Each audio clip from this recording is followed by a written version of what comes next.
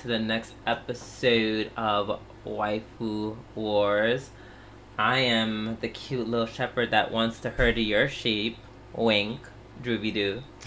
And I am that slime who's finally fighting after 8 episodes, Sobroni. Welcome back to Waifu Wars podcast, where we talk about all things anime, the good, the bad, and the weeb, but not your waifu because she is trash.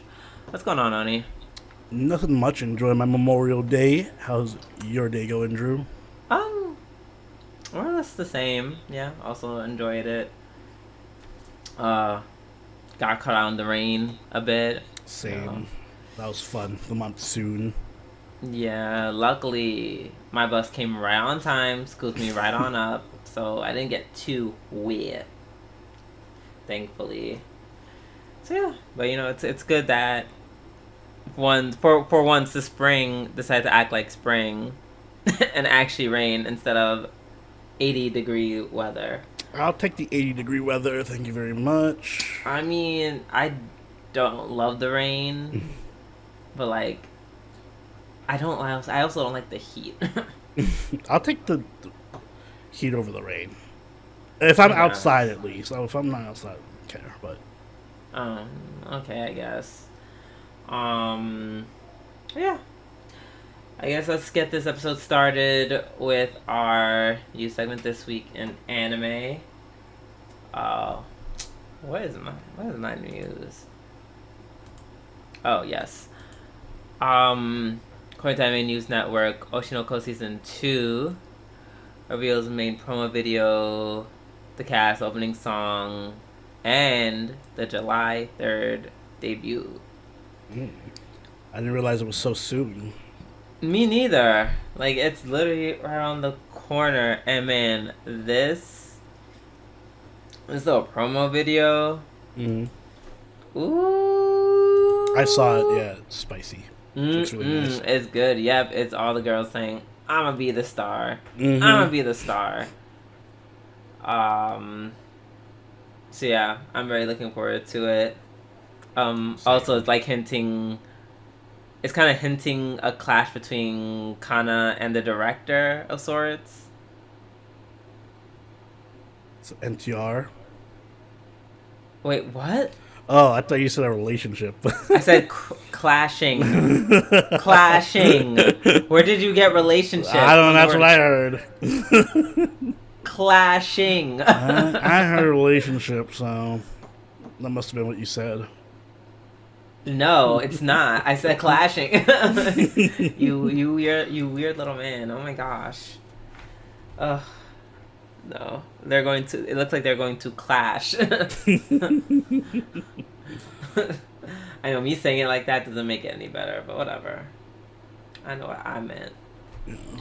But yeah, it looks really pretty. Apparently the first 2 episodes were aired at Anime Expo, so good for them. They already got the first 2 episodes. Look at the Anime Expo getting the scoop. Yeah, good for them. I guess we're just gonna be a bunch of losers that get nothing. Yeah, we gotta wait. You're not on mind. No, me either. We got plenty of good anime to watch in the meantime. What you got for me, Oni? Okay, so just a small bit of news here, but there was a special event for Aqua Plus, which is the visual novel producers. They are really, really, really long-lived in the industry. Some would say they're part of the, people who made the visual novel boom. But they are most known for Two Heart and Utawareru Mono, which we did cover on this podcast.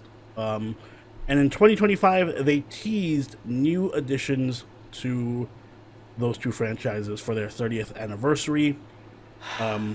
So we might be getting either a new Two Heart game or anime and a new Utawareru Mono game and or anime next year, which is exciting because I always felt like, first off, I love Utaware, but Two Heart I remember watching when I was really young, and I think a modernized version would be really, really cool. I'm just like I just became like a little exhausted because Utawareru Mono is just so lore heavy. It's like it's all coming back. Yeah, it's all to flooding back in. And I'm just like, I'm already tired. You're gonna need a refresher on the lore. Let's start from the beginning, from 2006. Just watch the 2006 and then watch the new one, and then you're all caught up. I actually should watch the 2006 one at some point. No. Probably. Yeah. Well, that's my news. All right. Well, now that we're done with our news, it's time for our weekly reviews, and we are going to start off with Mushoku Tensei Season 2, Part 2, Episode 7. Yes, the start of the journey. So now you guys who were complaining about no action can finally shut up, because there's action. Shut the fuck up. Listen, like, that does not apply to Mushoku Tensei.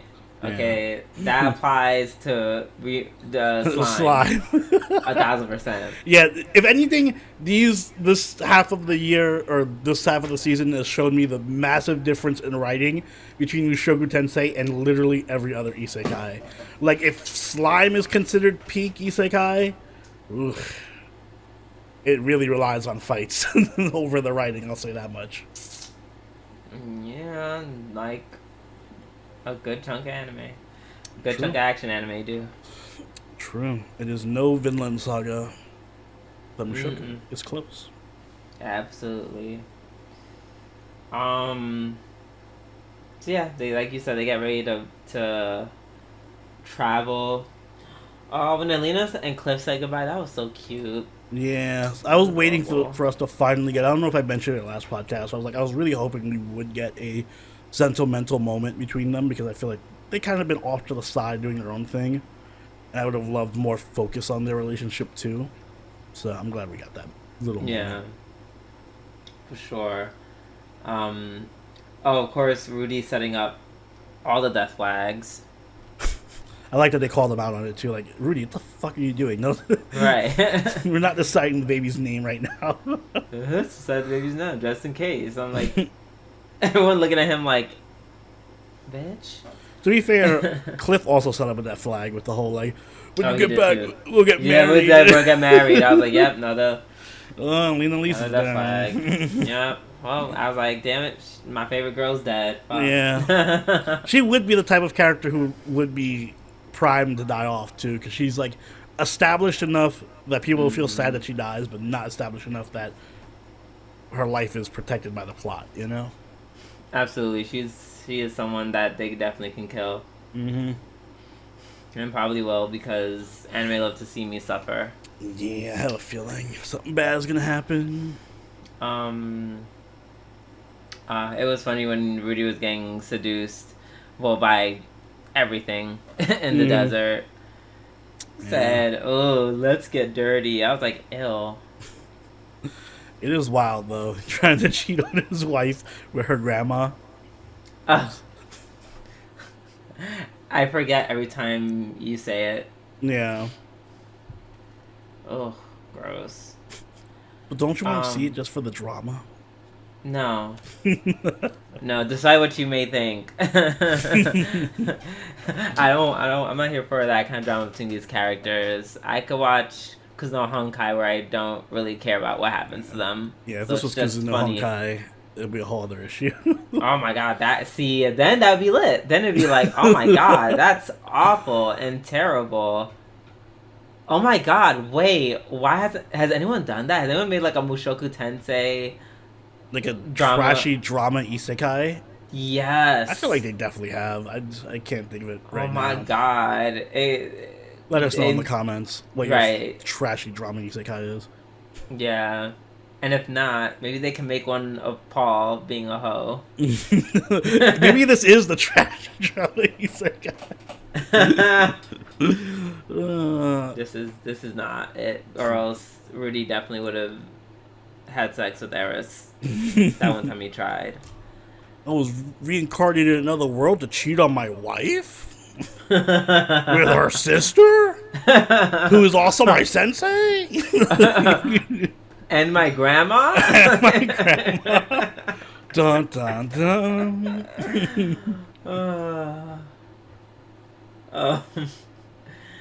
Yeah, the little fight scenes were fun. Like fighting the griffin, the scorpion. Mm-hmm.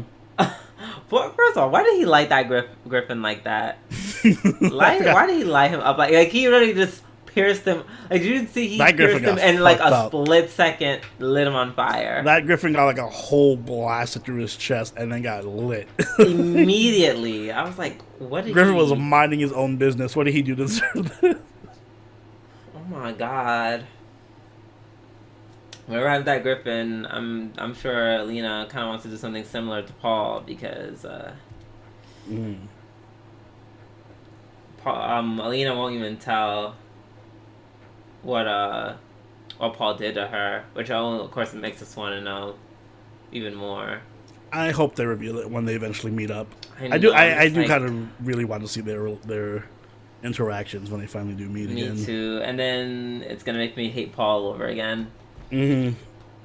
I mean, I feel like I was gonna say I was gonna try to say something wild. I'm like, damn, I don't know what wild thing Alina Lee's wouldn't like.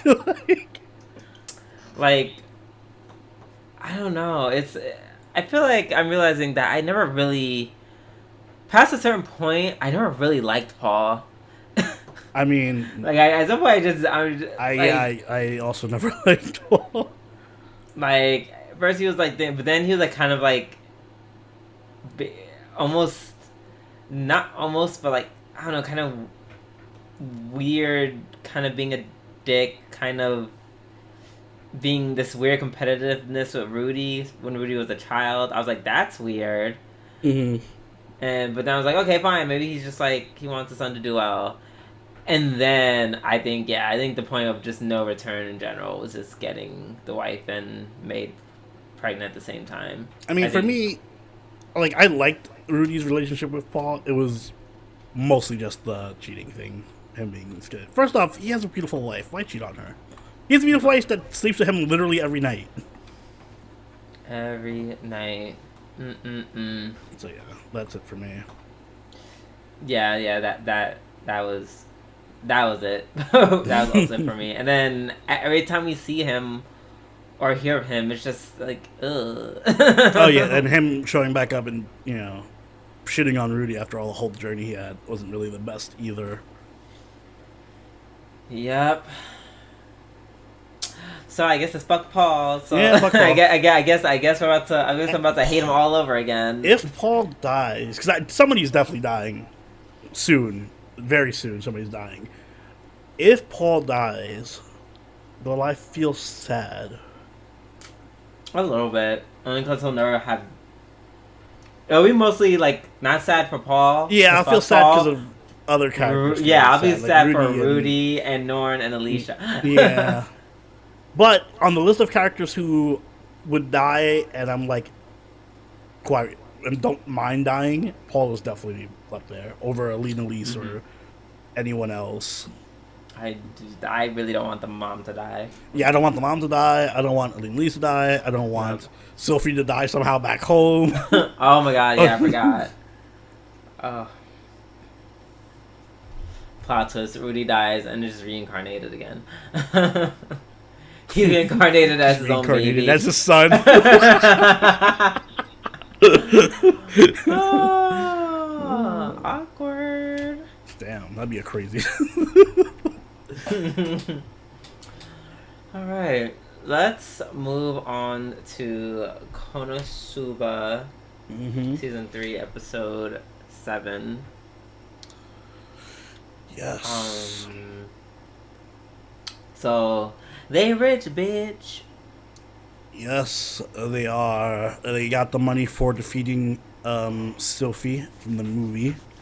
And for once, there's no string attached. They don't have to like pay back any kind of fines or damages or anything. So they are well and truly wealthy. Yup. And then they got more money from the shop. Plus Cosmo has a shop thing going for them. And they're living it up. That scene at the whatchamacallit, the scene at the beginning when they're at the restaurant with the Mhm. pauses. Oh my god, that was so stupid. Yeah. Again, I thought the video froze. I was like, "Fuck!" There's nothing in the background moving. I can't tell if the Right. I video was like, froze. I think that's actually a very genius thing to do because it's clear that Konosuba does not have a big budget. That's part of the reason why I get so many seasons. But they use it to their advantage. You know, like whatever. We'll just put a still frame here for 12 seconds or what, and it'll still be hilarious. and it is. It works. It worked.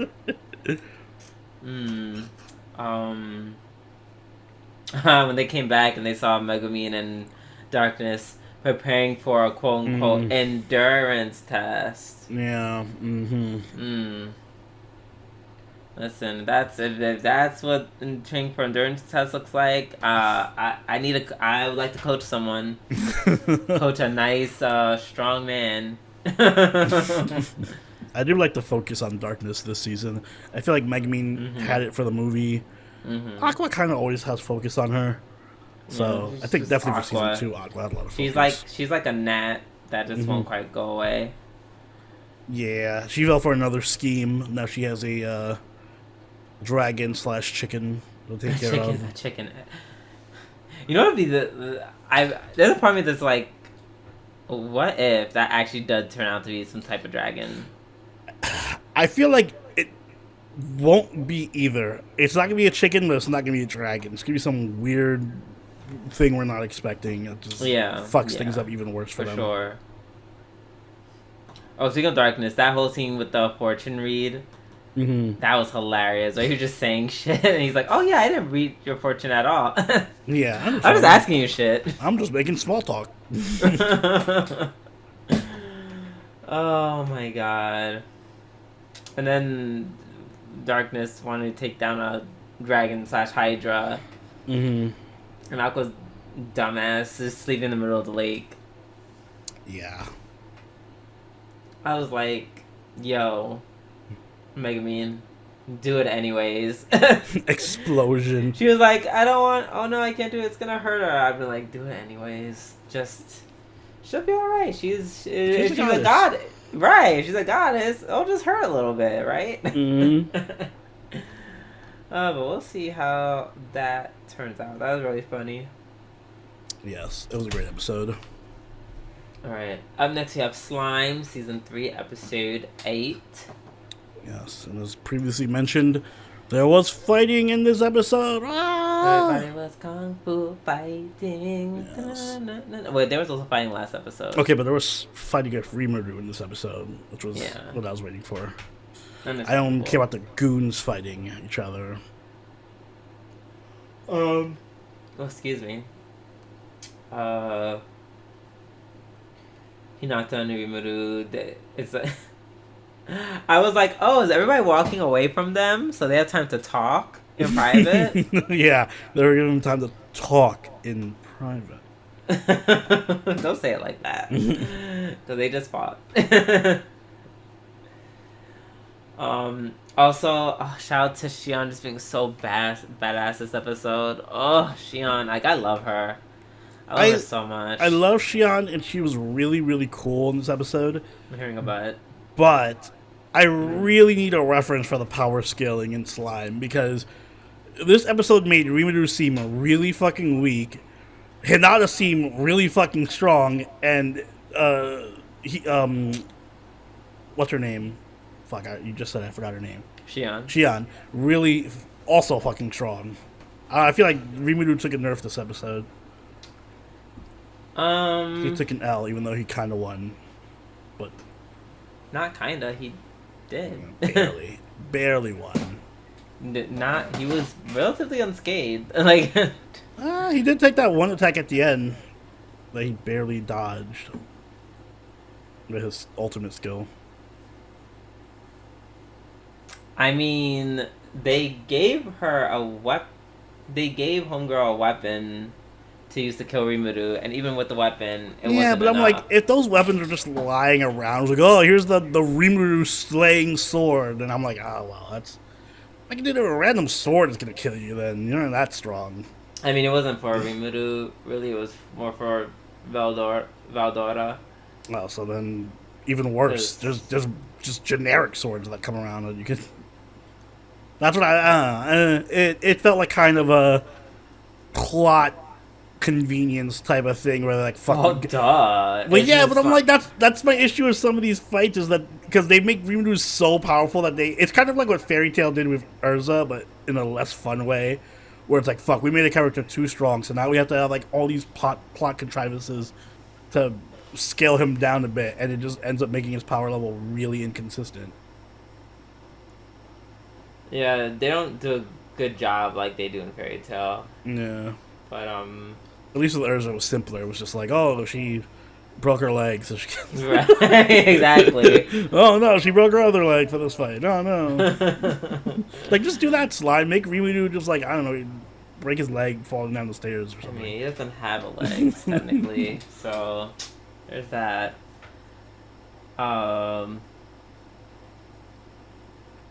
And then the blonde dude at some point realizing that this is all his fault, Mm-hmm. but also Rimuru's fault. Rimuru's like, I don't know what I said. I thought that was a perfectly fine message, even though it definitely sounded like he was picking a fight, like 1,000%.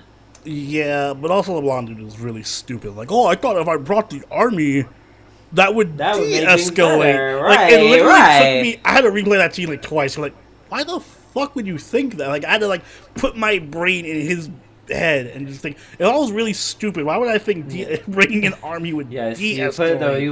you put your brain in his head and saw nothing but empty space. Yeah. In what world does this make sense? Answer is it doesn't. Yeah.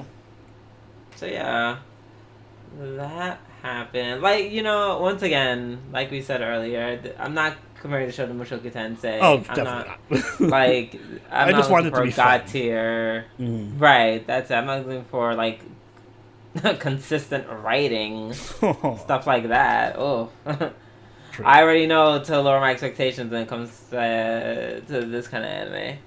I just wanted it to be fun, and it was. I'm just nitpicking, but yes, it was a fun episode. I liked seeing Shion do her thing. Yep, and Hinata, she got kind of hit by that sword. She's probably Oh yeah, fine. she got stabbed at the end. It Or was not. like the sword shot out some laser and then it hit her. It was very it was very Dragon Ball Z Yeah. Piccolo Special beam cannon, yeah. through the chest, yeah. Very very that. We'll see what happens next week. Up next we have Spice and Wolf episode 8. Yes. The Mhm. Holo is jealous episode. I'm not gonna lie.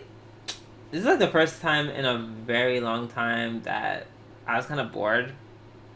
Really, you didn't find Like, the that's, jealous Holo cute? I didn't find it entertaining. It's like, we get it. You're jealous because she's pretty, and you feel wary because she's a shepherd, made to drive off wolves, and you're a wolf. Like, I get it. Thank you so much. Yeah, it didn't really do anything for me. Like, at some point, I think I either fell asleep or I started going on Twitter. If I start going on Twitter in the middle of an anime, that's how you know. You're a masochist. You're like, this anime isn't hurting me enough. I need Twitter. I need to feel More something. pain. I will agree this episode was definitely just carried by Holo being cute. So if you weren't a fan of her jealousy, then yeah, it was not a fun. You crave the economics. Is that what you're saying, Drew? You want Not more at- economics? Not Don't worry, at I'm sure all. it'll It got- deliver next week. Funny enough, the episode got better towards the end. Well, no shade. Once Nora left. Oh yeah, Nora's Um, incredibly boring, by the way. I do not. Yeah, say I think it was shit just about her. I think she was just shepherdry. kind of just bringing it down. Seeing Lauren trying to like start some new relationship with her. Which I don't know why he cares so much about her. Dude, she's a shepherd. Whatever. Girl, I don't know. She's not even offering you anything literally, unique. I am Holo can do her literally, job. I'm literally getting sleepy talking about it. Lawrence, when he tries that like the weird pickup line, that was pretty funny. I enjoyed her laughing at him, because, well, yes, that's a very me response. Yeah, that felt like you. Mm. Also, the people were very suspicious when it came to his armor. Mm-hmm. I don't know why that is. I was just like, are they about to do something? Are they about to steal his armor? They about to try to swindle him out of his armor? Like, what's happening? Maybe the guy he got it from gave him some kind of unique armor or something. I don't know. We'll see I next don't week, I know. guess. Yeah, I'm sure it'll play in. sure.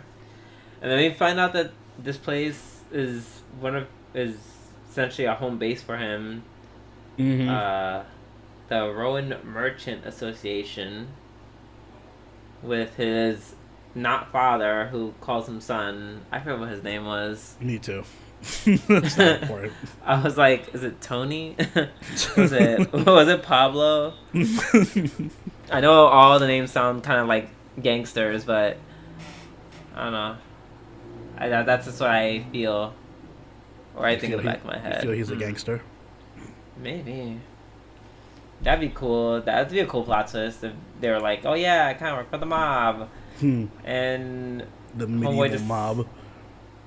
And homeboy just cleans the money. Actually, you know what? I think you have another anime idea on your hands. Oh, right? Does that not sound pretty badass? That does sound pretty badass. We need an isekai where the guy's a money launderer for the mob. Yeah, and then like the muscle is just like a bunch of like gills, and then like the corruption, and then oh my god, like literally just make shit. What's that name of that actor? Not Tarantino, but like he's in the same ballpark as Tarantino. He just makes a bunch of British movies. Well, British, I don't know. Is it Guy Ritchie? Yeah, I think. Yeah, Guy Ritchie films. Yeah. So just make it like a Guy Ritchie film, but make it anime. Yeah, let's do it. Get Guy Ritchie on the phone now. Tell him to invest in this idea. By the way, I just watched a show called is this a movie and then it became a series? Oh, I didn't know that. There's a series called The Gentleman.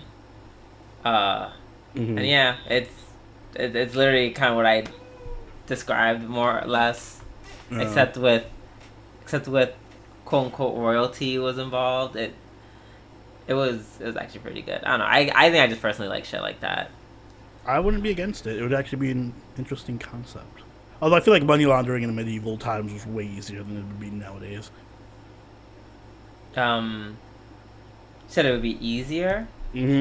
Oh, I mean, it's not like they have an IRS or something. But that is true. Just don't tell the king. You got it, sir. Okay. That's they're not that dumb. They definitely like have people in place to, monitor finances to some extent. Probably. Even in those times. I forget who they're called, or what they're called, but the Kingsmen. The Kings. Okay. Let's see. Was that it? I have anything to say for Spice Enough? I think that's it. Yeah. Same. All right. Let's move on to My Hero Academia, season 7, episode 4.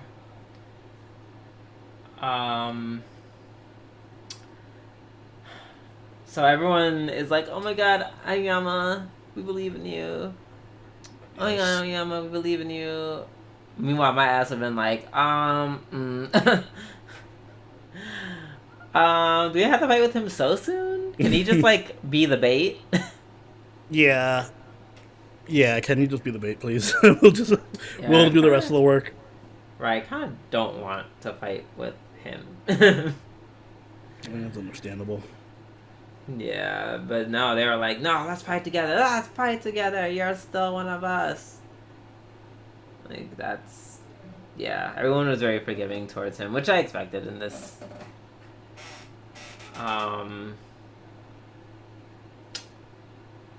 Yeah, that was interesting. I liked how they broke the tension. Of like how heavy the moment was when Midoriya went to go see Hatsune. Oh yeah, that was a pretty fun scene. Yeah, so they kind of just broke the tension with that, or kind of just kept it. So like I would say like the shifting in tones and the pacing of My Hero, they still do a really good job. Oh yeah, for sure. Like they didn't pace it. They didn't change the pace in such a way that felt like too abrupt.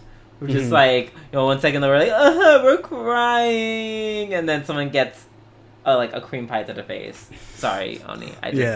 Thanks for triggering me. That was just the nearest thing that was there. You understand. Although they almost got a cream pie, they got a shit thrown in their face. It's worse than the cream pie in their face. Yeah, that was. Equipment. I don't know. Yeah, I'll take the cream pie for sure. Yeah, and then like their faces were stuck inside, like this over the top kind of comedy like that, which is a very very Bugs Bunny. That's what I was literally gonna say. Yeah, Very Looney Tunes type of comedy, which I like, because My Hero Academia does do a bit of the Western references. The author is definitely a Westaboo. Yeah, Westaboo is crazy. And at the end, Aizawa is trying to comfort Aoyama, and I'm just like, damn, Aizawa is really such a good teacher. Yeah, he's a cool guy. He is a cool dude indeed. I'm so glad he didn't die. I always liked him. Is he like blind in one eye now or something? It looks like it. Yeah.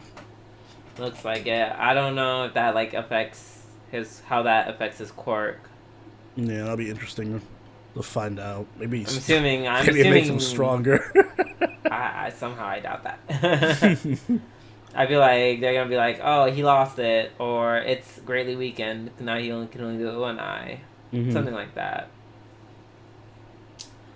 But yeah, it was a nice episode. Yes, I enjoyed it a lot. All right, up next we have. Where is it? Okay, Blue Kive episode. Blue Archive. Episode 8? Question mark. I believe so. Yes. Yes.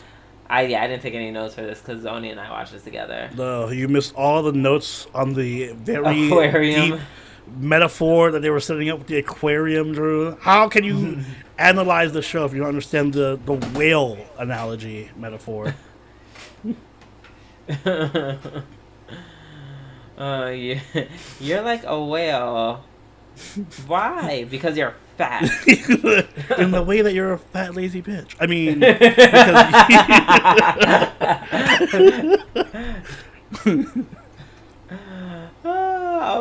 I gotta gag me. She's like, you're like a whale. I was like, oh. Oh, where is I actually don't remember this scene at all from the games, like not even remotely. Usually, because I don't remember much of the first volume, but usually when we watch the show, I'll be like, while it's playing, like, oh yeah, I kind of remember this from the game. I don't remember this shit at all from the game. So I don't know if this is, I feel like this, maybe someone else to correct me, but is this like a whole filler arc that they just added where they go to the aquarium? Because I do not recall. It felt very fillery. But in a kind of a good way, because I feel like it gave us more bonding between the girls. So, like, I care more about them in that sense. Gotcha. I mean, yeah, it was fine. They're like, I took pictures of you. And then like, I took pictures of you. And I'm like, oh my god, everyone took pictures of everyone. Yay. At least they're establishing their relationships.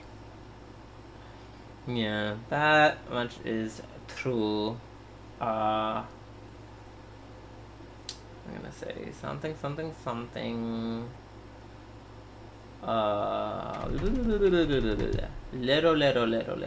Little. Oh yeah, the whole Shiroko catching up to Hoshino. Mm-hmm. Yeah, that was Hoshino really is trying it. She's really trying. The way I would have opened, like, just let the whole shit out and been like, hey guys, I think she's working for some shady people, and yeah, she's not telling us. Yeah. Would you like to tell us? Like, this is not time, like, Shiroko, this is not time for you to be cute and coy. Shy anime girl. Especially because they normally put it out there like, hey guys, let's not keep secrets from each other. That's not like a good thing. Yep. I also feel like Sensei is a bit to blame because he has multiple chances to just actually confront Hoshino about this, and he keeps being like, no, she'll come to us when she's ready. I'm like, nah, dude, she clearly is not, so maybe you want to say something. Right. But he doesn't, like, he's not gonna press over anything that he doesn't know. Shiroko definitely can press him. Shiroko, I think it's very relatively justified. Yeah. So that's something. Let's see what else happened. I'm trying to think if anything else memorable happened. No, I think that was the gist of it. Yeah, they went to aquarium, and then Hoshino got caught being sneaky. Yeah, this was mostly a sub episode for what is bound to be something interesting happening next week with Hoshino and the dark organization Kaiser Loans. I don't know why I thought you were gonna say the dark arts. The dark arts. Hoshino masters the dark arts. Hoshino, no, don't become a Death Eater. All right. Up next, or I should say last but not least, we have Dungeon Meshi episode 21. We didn't do an episode. Is this your episode of the week? Oh, do I want to split it with something? If I had to split it, do I even want to split it? I mean, I really enjoyed Mushoku. I'm just trying to think which one I preferred between this and Mushoku.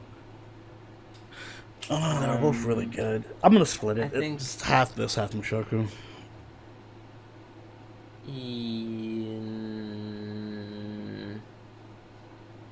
I'm gonna give it to this. I'm just gonna just give it to edging it out. Yeah, I'm just giving it to Dungeon Meshi. I'm trying not to call it. These days, I keep calling it Danmachi. Yeah. Because you say it really fast, Dungeon Meshi, Danmachi. It's part of the viral marketing for Danmachi just got a new season announced. Yeah. Also by Trigger. Like, they wish. Right. They wish indeed. You just didn't get to this because of the SENSHI fan service. Probably, to be honest. I mean, that's what edged it out. Ooh, SENSHI squad, we are eating so good. We're eating so good. Yes, the bottom representation I wanted all along. I would say something, but I feel like, God, I was gonna call it Danmachi now. Dungeon Meshi does a good job of balancing the fan service for both, male and female. Because we do get a few bits of Martial and Fallon and Itazumi fan service here and there. So I will allow the SENSHI. Bitch, you don't have a choice. The obvious SENSHI bait. Yep. Thank you. Oh, just it is weird that he's the only guy that gets fan service though.